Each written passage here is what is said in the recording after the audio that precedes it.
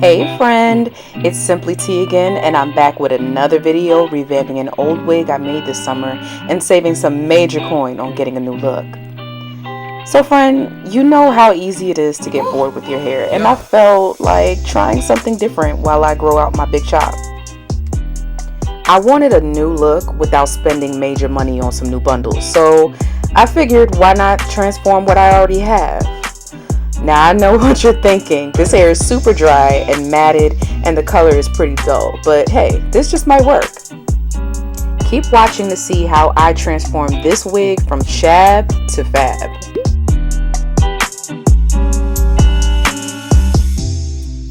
So the first step in me revamping this old wig is just bringing some life back into the color. This was actually my first attempt at the watercolor method. And even though I did enjoy the results for a little while, I have learned from a couple mistakes that I made the first time. And here you just see me adding some of that leftover product into the hot water to just add more color back to the wig.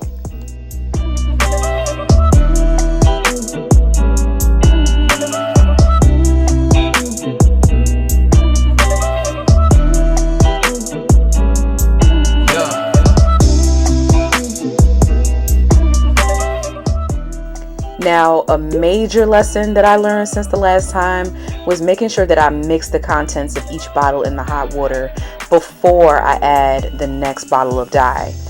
This saved me a whole lot of headache with clumping, patchiness, and uneven coloring throughout the wig.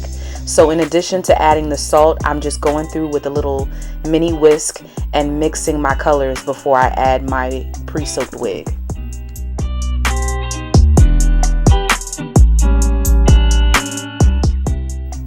So a huge part of bringing some life back into the color of this wig is making sure that I give it a more even dye job this time around. The first time I was kind of winging it, using a bunch of oranges, some intense reds, and even a little honey brown. And because I did not mix it properly the last time I made this wig, some parts of it turned out lime green, believe it or not. I don't know where the green came from, but you just see me kind of making sure that I let it soak all over the wig this time. And I'm just from time to time going in and swishing it in and out, going from the tip to the root of the wig and then hanging it upside down and just combing through it to make sure that this new color gets all over every strand.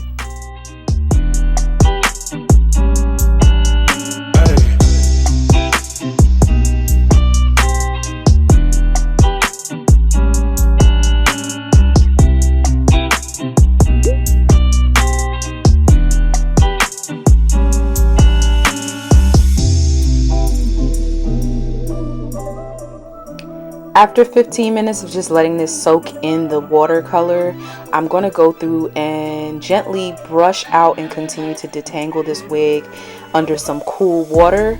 And my next step in revamping this is adding some moisture back into it with a deep condition.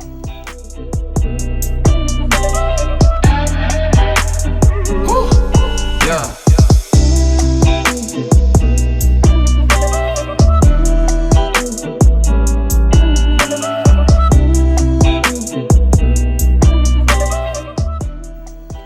Once I'm done saturating the hair with the conditioner, I'm just going to continue to kind of comb it through each part of the wig and let it sit in a plastic bag for 15 minutes. Once my 15 minutes is up, I'm going to continue to rinse the rest of the product out of the hair and let it air dry on its own for about 2 hours. 2 hours later.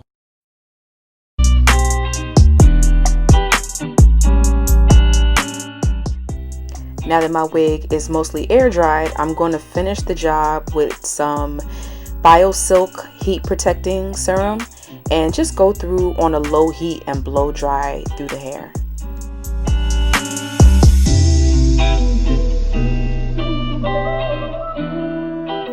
So with the specific style that I want to try out on this hair to transform it, I want to make sure that I get it as straight as possible so I know where I'm trimming and cutting around the wig. So after blow drying, I'm just going to go through it with my hot comb and continue to straighten it out.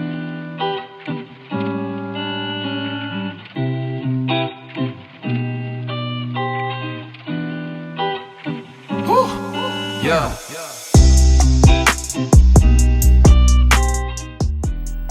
So right now I'm just kind of going through the front of the wig with some mousse and testing out a couple of parts. I want to see what it's going to look like with a side part. I want to see what it will look like if I use a middle part. Some parts of this wig are kind of uneven and over plucked on one side more than the other. So you just kind of see me flipping through and trying different positions and different ways to lay the hair out before I actually finish the rest of the style.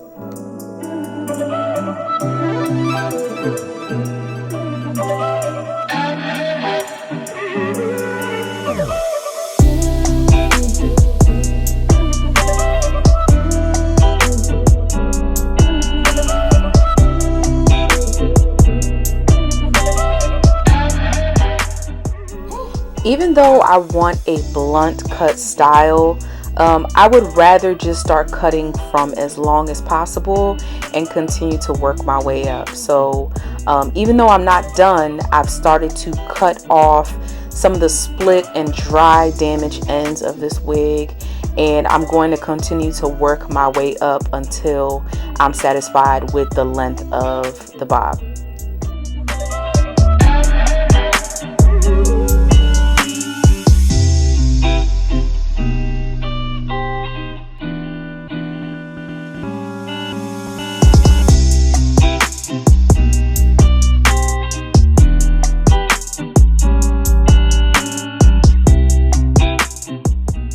At first, what I had in mind was an asymmetrical bob, but with how thin the frontal was on this, I just kept chopping and chopping and chopping. And friend, you know I'm not a professional, so don't come at my cutting skills. Yes, I know that I could have did a better job by just using layers, but I was just so focused on getting rid of the split ends that I just kind of got a little scissor happy, but it worked out in the end. You'll see.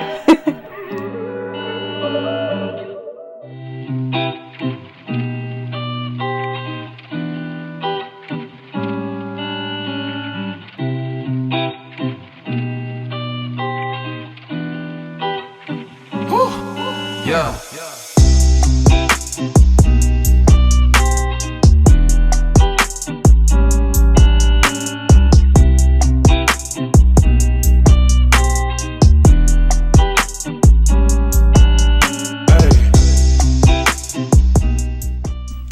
So now that it's getting closer to the length that I want it to be, I just want to go through it and mold the shape down a little bit more with that hot comb and just test out how it will lay if I kind of comb all the hair back. I won't be doing any baby hair, so I just want to test out how it might look on my hairline before I cut the rest of the lace.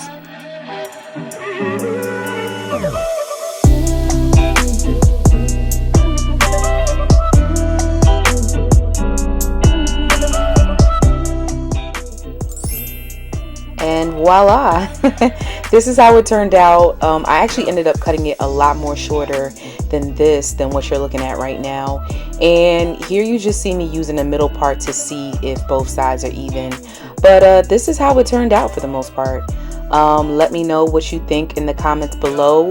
And if you have any other helpful tips on cutting or layering, please go ahead and drop them in the comment box below. If you like watching this video, make sure you check out some of my other newest videos on my channel. Like, share, and subscribe. And make sure you stay tuned for part 2 for the install of this new wig.